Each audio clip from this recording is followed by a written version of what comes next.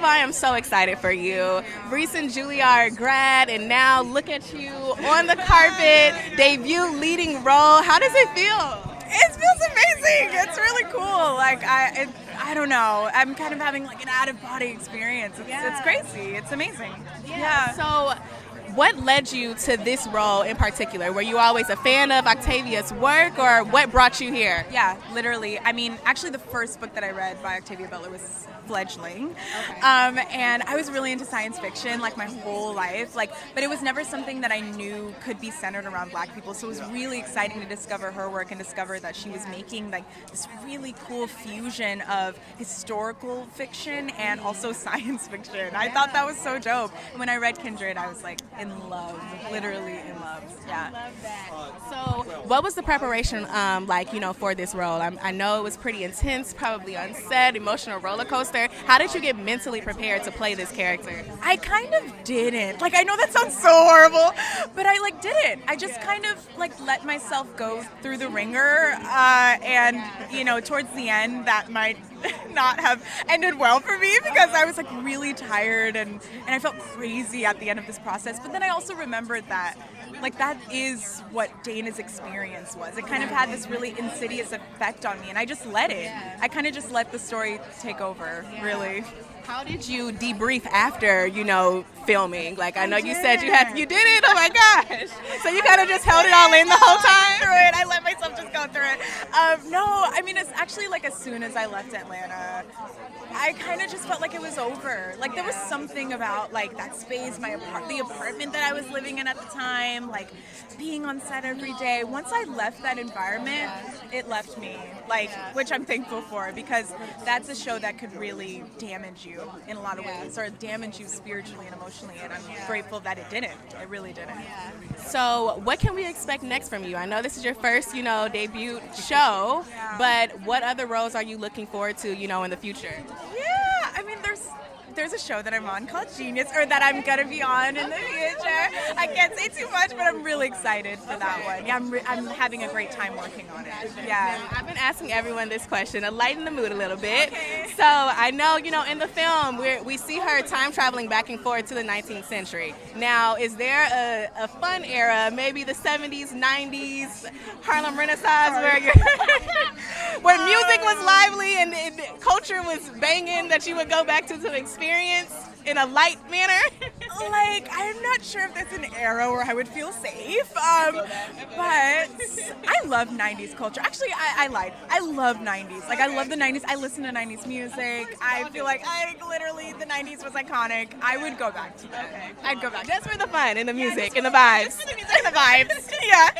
Yeah. Okay, well, congratulations again. I'm so excited for you, and I'm looking forward to how you continue to evolve. Thank you. It's nice to meet you. How is it going? How excited are you that the show is finally being released?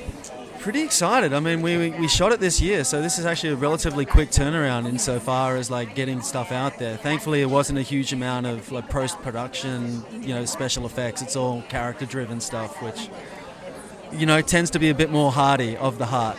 Yeah. So, what led you to the role as Thomas?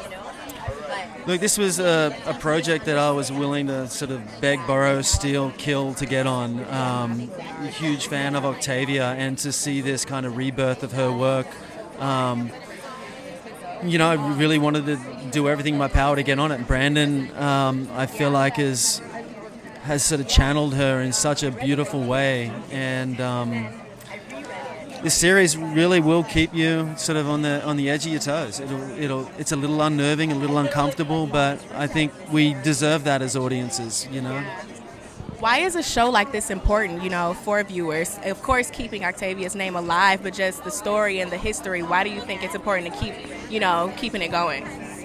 Well, you look at Octavia's work, and I can't help but think that the themes that she writes about are just as relevant and poignant now as they were back then. Her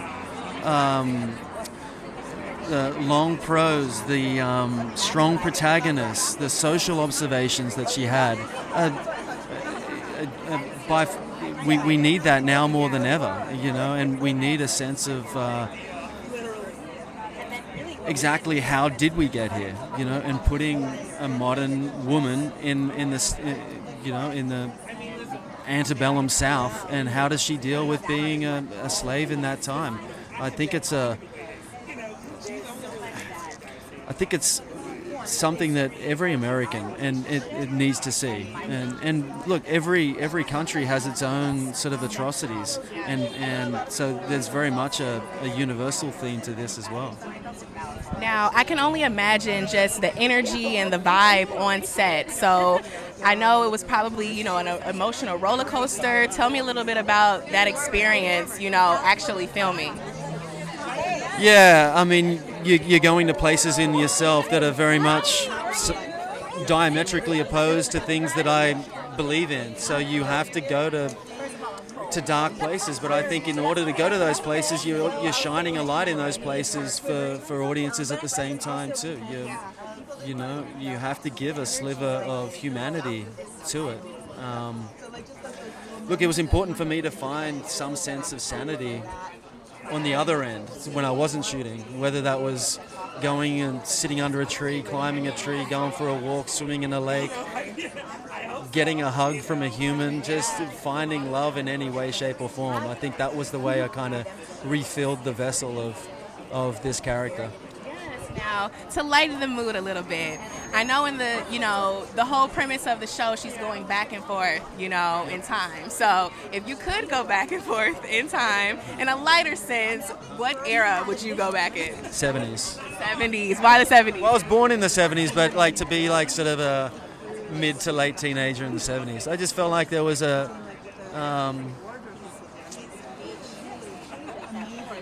there was a potency to the air. There was like a kind of there was a rebellion of sorts against sort of the man, and the beginnings of sort of some of our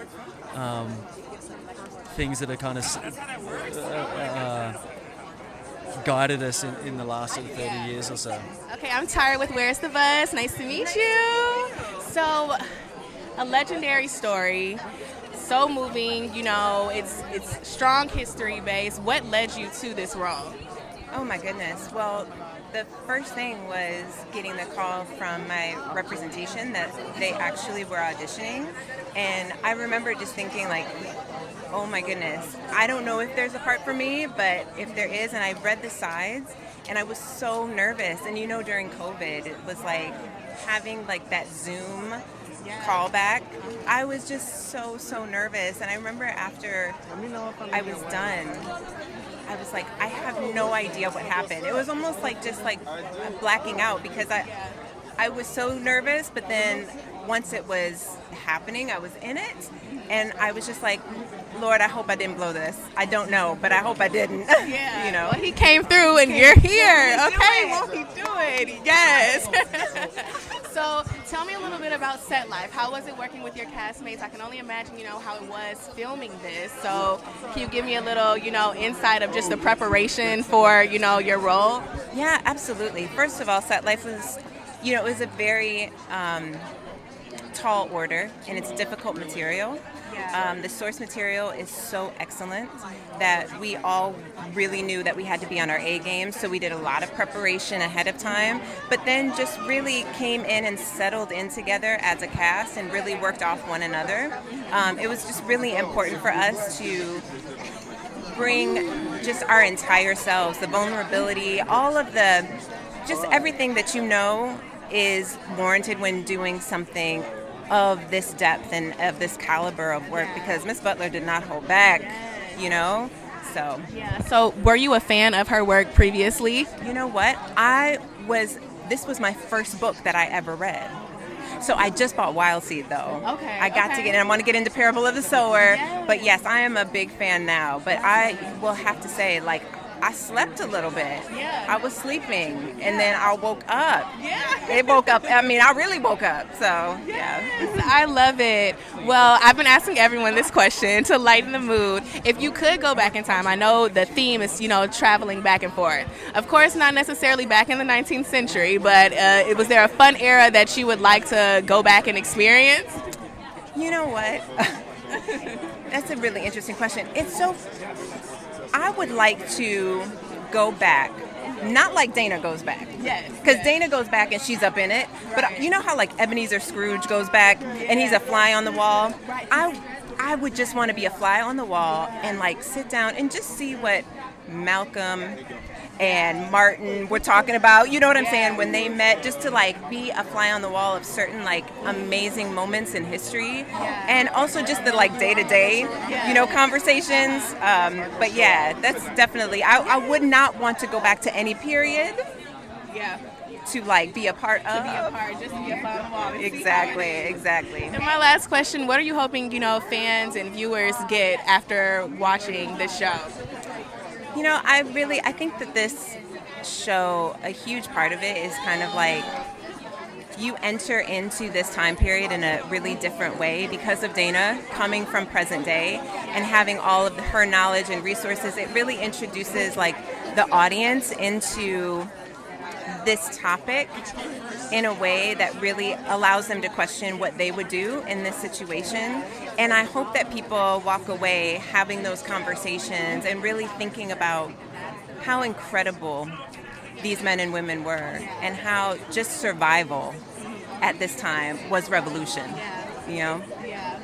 Well, I love it. I'm so excited to watch and tune in, and congratulations on everything. So much.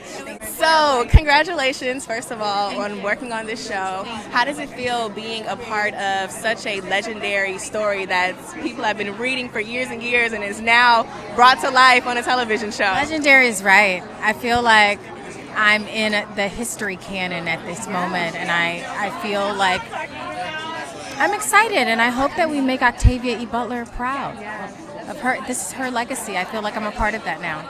Yeah, I'm honored.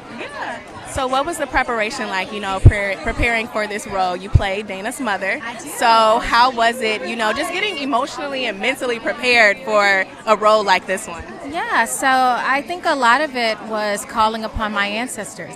So a lot of meditation and really wanting to tell a story that was full-bodied, that you could feel. I wanted to make my ancestors proud. So I love that. So I read that there was actually a really intense scene between you and Mallori that left you guys singing Aretha Franklin's Amazing Grace. Can you I saw it in an article, girl. okay, somebody is spilling the tea. So, just tell me a little bit about that experience. Was it really just touching, and it's a heavy, topic. So just what was that like? Heavy is right. I mean, we shot in Georgia, and so on that Georgia red clay, and we're dealing with some really heavy themes, things that actually happened. So we know this is a story, but a lot of these things actually happened, and I think that is it should be moving to any human. So I think that's that moment. We had to have a come to Jesus moment and really rally around each other and support each other.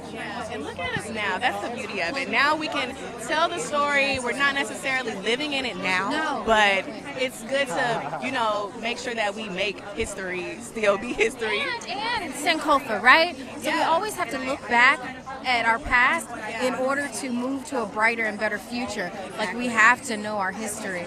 And so even in knowing our history and sitting with it, the truth of it, going through the emotions, coming out of it, we're so blessed because we're living here on red carpets and stuff, okay? Exactly. Yes. Our ancestors are looking at us shining now. Wildest dreams. Shining. Wildest dreams. Yes. Well, congratulations again. It was so great talking to Thank you so and much. I'm so excited to watch you and watch the show. Girl, me too. Yes.